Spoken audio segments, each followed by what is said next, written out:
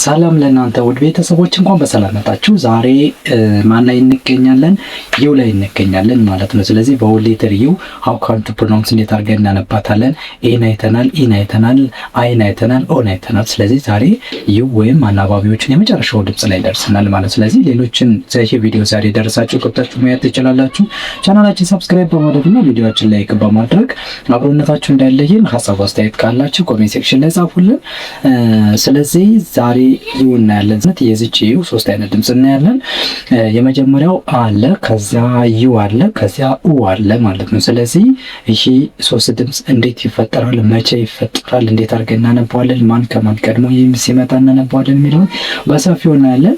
ስለዚህ አብሮነታችሁ እንዳይለየን። አሁን ወደ ትምህርታችን ስንገባ የመጀመሪያ ዩ እንደ የምትነበብበት እናያለን። ሶ ብዙ ጊዜ ይሄኛው ምን እንለዋለን? ሾርት ሳውንድ እንለዋለን ማለት ሰምታይምስም እንደ አትነበባለች። ሶ ይሄን ምን እንለዋለን? ሾርት ሳውንድ ወይም ፎኒክስ ብለን እንጠራለን። ያ ማለት ከሁለት ተነባቢ መካከል ዩ ከሁለት ተነባቢ መካከል ሲመጣ ማለት ነው። ዩ ምን ሲሆን? ከሁለት ተነባቢ መካከል ሲመጣ ማለት ነው። ይህን በሌላ አባባል ምን እንለዋለን? ክሎዝ ሲሊብል ወይም የተዘጋ ክፍለ ቃል ብለን እንጠራዋለን። ለምሳሌ ሲዩቲ ሲዩቲ። ስለዚህ ዩ ምንድነው? ከሲና ከቲ መካከል ነው የመጣ። ስለዚህ ይህን ምን እንለዋለን? ክሎዝ ሲሊብል እንለዋለን። ስለዚህ በዚህ ጊዜ ዩ እንደማን ይነበባል? እንደ አ ይነበባል። ሶ ምን እንለዋለን? ሲን ክ ዩን አ ቲን ት ክ አ ት። ከዛ ሲና ዩ ምን መሆን አለበት? ከአንድ ላይ ብሊ መሆን አለበት። ለምን? አናባቢ ተነባቢ ቀድሞ አናባቢ ተከትሎ ላይ የመጣ ነገር ግን ዩ ከቲ ጋር አትገናኝም፣ አይያዙም።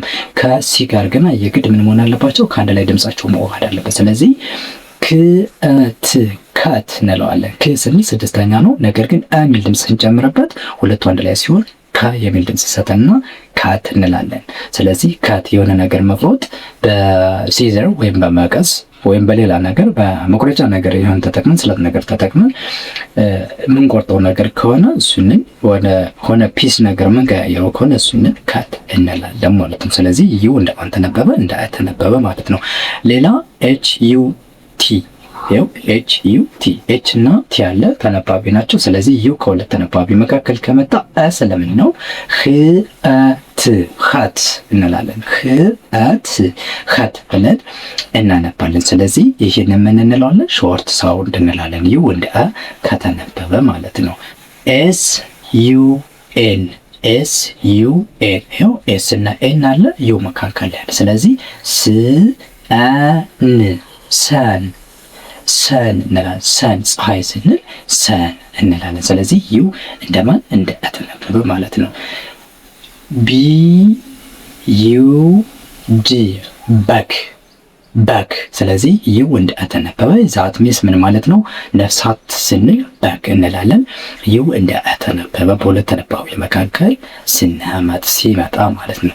ኤች ዩ ጂ ሀግ እንደዚህ ማቀፍ ወይም ወደ ደረት አስጠግቶ መያዝ እሱን ሀግ እንለዋለን ማለት ነው። ሶ ዩ ግን እንደማን ተነበበ? እንደ አ ተነበበ። ለምን? ከሁለት ተነባቢ መካከል ሲመጣ ነው። ሰምታይምስ ደግሞ አልፎ አልፎ ደግሞ እንደማን እናነባዋለን? እንደ አ እናነባዋለን። ለምሳሌ ሲ ዩ ፒ ሲሆን ይህን አሁን ካፕ ሳይሆን ካፕ እንላለን ማለት ነው። ካፕ እንላለን። ስለዚህ አ ይሆናል ማለት ኩባያ ስንል ካፕ እንላለን። ስለዚህ ዩ እንደማን ይነበባል? እንደ አ ይነበባል ማለት ነው። አር ዩ ኤን ሲሆን ደግሞ ሞስት ኦፍ ዘ ታይም ራን ብለን እናነባለን። ራን ሳይሆን ራን ብለን እናነባለን። ስለዚህ ዩ እንደማን ተነበበ? እንደ አ ተነበበ ማለት ነው። ኤም ዩ ዲ ማድ እንላለን። ስለዚህ ማድ ስንል ጭቃ ስንል ማድ እንላለን። ዩ ምን ሆነ? እንደ አ ተነበበ ማለት ነው። ስለዚህ ይህንን ምን እንለዋለን? ሾርት ሳውንድ እንለዋለን። ለምን? ከሁለት ተነባቢ መካከል ሲመጣ ይሄ ክሎዝ ሲሊብል ይሆናል። ሌላ ምንድነው? ቀጣዩን ብናይ ደግሞ ዩ እንደ ዩ የሚነበብበት ወይም ዩ መጦ እንደ ዩ የሚነበብበት አለዛም ደግሞ ኦ ብለን የምናነብበት መንገድ ይኖራል። ይሄንን ሾርት ማነው? ይሄንን ሎንግ ሳውንድ ወይም አልፋቤቲካል ኔም ብለን እንጠራዋለን።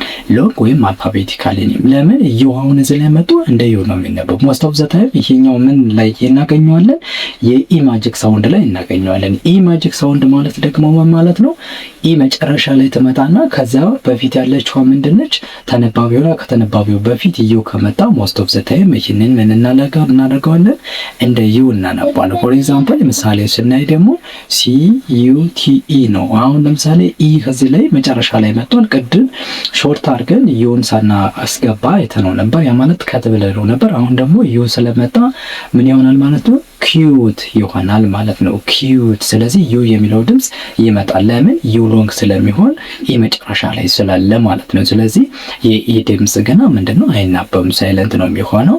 ስለዚህ ኪዩት ብለን የአማረ የደስደስ ያለው የሚያስደስት ነገር ስንል ኪዩት እንላለን ማለት። ስለዚህ ዩ ግን እንደማን ተነበበ? እንደ ዩ ተነበበ ማለት ነው። ሌላ ፒ ዩ አር ኢ ብናለው ምንድነው? ፒውር ነው የምንለው። ስለዚህ ፒውር ስንል ምንድነው? ዩ እንደ ዩ ይነበባል ማለት ነው። ያ ማለት ሎንግ ሳውንድ ይሆናል ማለት ነው። ለምን? ኢ መጨረሻ ላይ ስለመጣችና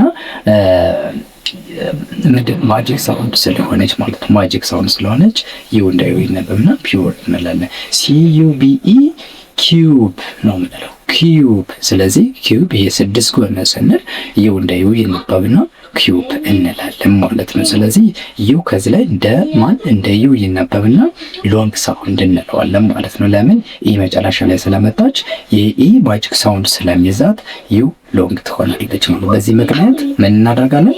ዩን እንደ ዩ እናነባለን ማለት ነው። ሌላን ጨምር ከዚህ ላይ ቲ ዩ ቢ ኢ ቲዩብ ነው ቲዩብ። ስለዚህ ዩ እንደማን ተነበበ? እንደ ዩ ተነበበ ማለት ነው።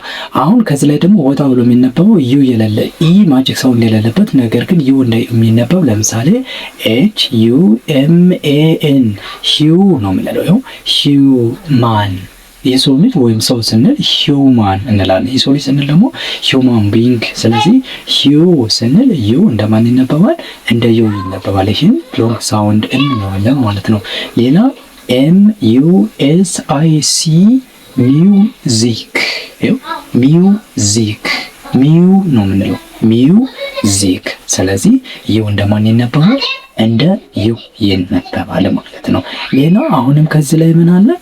ዩ ኢ መጨረሻ ላይ መጥቶ ነገር ግን እንደ ኦ የምትነበብበት አለ። ስለዚህ ለምሳሌ ጂ ዩ ኤን ኢ ጁን ብለን እናነባለን። ጁን ብለን እናነባለን። ይሄ ዩ እንደ ኦ ይነበባል። ግን ስቲል ይሄ ምንድን ነው የምንለው? ሎንግ ሳውንድ ነው። ሎንግ ሳውንድ እንለዋለን። በሁለቱ ቢነበብ ሎንግ ሳውንድ እንለው። ቲ ዩ ኤን ኢ ቱን ነው። ይኸው ቱን ዩ የሚል ድምፅ አለው። ቱን። ስለዚህ ይህንን ምንድን ነው ዩ እንደ ዩ ሲነበብ። ሌላ ሚውል ብንል ፊውዝ ብንል እነዚህ ምንድን ናቸው? ዩ እንደ ዩ የሚነበቡበት ሎንግ ሳውንድ የምንላቸው ናቸው ማለት ነው። ሶ ቀጣይ ማናል? ዩ መጥቶ ነገር ግን እንደ እ የሚነበብበት ያ ማለት አር ኮንትሮል የምንለው ማለት ነው። ከዚያ ከመጀመሪያ ላይ መጥቶ ሾርት ሳውንድ ብለን ነበር ያነበበው። ነገር ግን እ ነው። ከዚህ ላይ ግን ከአር ኮንትሮል ጋር ስለሚመጣ ኤር ብለን የምናነበው ኤር ብለን። ለምሳሌ ቢ ዩ አር ኤን በርን እንላለን ነው በርን ነው የምንለው። ስለዚህ ዩ እንደ አ ተነበበ ማለት ነው። ቲ ዩ አር ኤን ተርን እንላለን ተርን። ስለዚህ በርን ስንል መንደድ ወይም መቃጠል፣ ተርን ስንል ደግሞ መመለስ። ይህንን ተርን ነው። ስለዚህ ዩ እንደማን ተነበበ? እንደ አ ተነበበ። ለምን? ከአር ቀድሞ ስለመጣ ወይም ዩ እና አር ከአንድ ላይ ተከታትለው ስለመጡ ማለት። ስለዚህ በዚህ መንገድ ተርን በርን ብለን እናነባለን ማለት።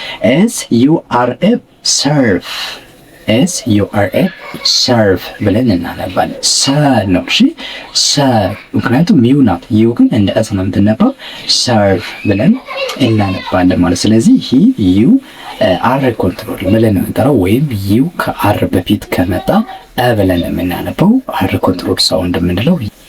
ሌላ ኤች ዩ አር ቲ ሃርት እንለዋለን። ሀ ነው ሃርት። ስለዚህ ሀ ስንል የመጀመሪያ ድምፅ ስለሆነ ሃርት እንላለን ማለት ነው። ሃርት።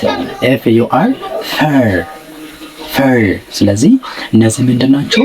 ዩ እንደ የሚነበቡበት አር ኮንትሮል ብለን የምንጠራቸው ናቸው ማለት ነው። ቀጥሎ ወደ ማን እንሄዳለን? ዩ መጡ እንዳለ ኡ ተብሎ የሚነበብበት ነገር ግን ይሄኛው ሾርትም ሎንግም አይሆን። ይሄ ግን ምንድነው የተወሰኑ ፊደሎች ሲከተሉት እንደማን እንደ ኡ የሚነበቡበት ማለት ሾርትም ሎንግ ማይሆን። ግን እነዚህ ፊደሎች ሲከተሉት ብዙ ጊዜ ሞስት ኦፍ ዘ ታይም እንደ ዩ ይነበባል። ለምሳሌ ኤስኤች ከተከተለው ኤል ከተከተለው ሰምታይምስ ደግሞ መንገድ ምን እንላለን? ዩን እንደ ዩ እናነባለን። ለምሳሌ PULL ፑል ነው የምንለው። ፑ ነው የምንለው። ፑ። ስለዚህ ኡ የሚል ድምፅ ከዩ ነው የምናገኘው ማለት ነው። ULL ፑል እንላለን ማለት ነው። ስለዚህ እሺ ምንድነው? ኤል ስለተከተለው ማለት ነው። ኤል ስለተከተለው። እሺ ሌላ FULL ፉል። FULL ፉል ነው የምንለው። ይሄ ምንድነው? ማን ስለተከተለው? ዩን ኤል ስለተከተለው ዩ እንደ ኡ ይነበብና ነገር ግን ዩ ደግሞ ከማን ጋር መነበብ አለበት? ከሱ ቀድሞ ከመጣው ከኤፍ ጋር መነበብ አለበት። ስለዚህ ኤፍ እና ዩ ፉ እንለዋለን። ፉ። ስለዚህ ፉል ብለን እናነባለን ማለት ነው። BULL ቡል። ስለዚህ ፑል ስንል መሳብ እንደዚህ ምንስበው ከሆነ ወደኛ ምንስበው ከሆነ ፑል እንለዋለን። ከዚያ ፉል ማለት ደግሞ መሙላት ነው። ነገር ከሞላ እሱን ፉል እንለዋለን። ሌላ ቡል አለ። ቡል ማለት ደግሞ የጋማ ማለት የሰንጋ የምንለው ወይም የስጋ ከብት እሱን ቡል ብለን እንጠራዋለን። ወይም በሬ ማለት ነው በሌላ አባባል። ስለዚህ ይው ግን እንደማን ተነበበች? እንደ ኡ ተነበበች ማለት ነው። ሌላ ኤስኤች ሲከተላት ለምሳሌ EUSH ፑሽ። ይው ፑ ነው የምንለው። ፑሽ። BRUSH ብሩሽ። ብሩሽ። ስለዚህ ዩ እንደማን ኤስኤች ሲከተለው እንደ ማን ተነበበ ማለት ነው? እንደ ኡ ተነበበ ማለት ነው። ሌላውንም ዩ ሲከተል ማን ነው? ቲ ሲከተሉ ሰምታይምስ ቲ ሲከተሉ እንደ ኡ ይነበባል። ስለዚህ BUT ፑት እንላለን ማለት ነው። ፑት እንላለን። ስለዚህ ዩ እንደ መግቢያ ያክል ይሄን ይመስላል። መማር የምትፈልጉ ልጆች ካላችሁ በውስጥ መስመር ደውሉልን። በሳምንት 6 ቀን በቀን ደግሞ አንድ ሰዓት እያስጠናናችሁ ውጤታማ እንድትሆኑ እናደርጋለን። ዛሬ እስከ ሰዓት ድረስ ስለተከታተላችሁኝ እጅግ ከልብ አመሰግናለሁ። ቀጣይ በሌላ ቪዲዮ እና በሌላ ትምህርት እንገናኛለን። እስከዛ ድረስ መልካም ሁሉ ከእናንተ ጋር ይሁን። መልካም ቆይታ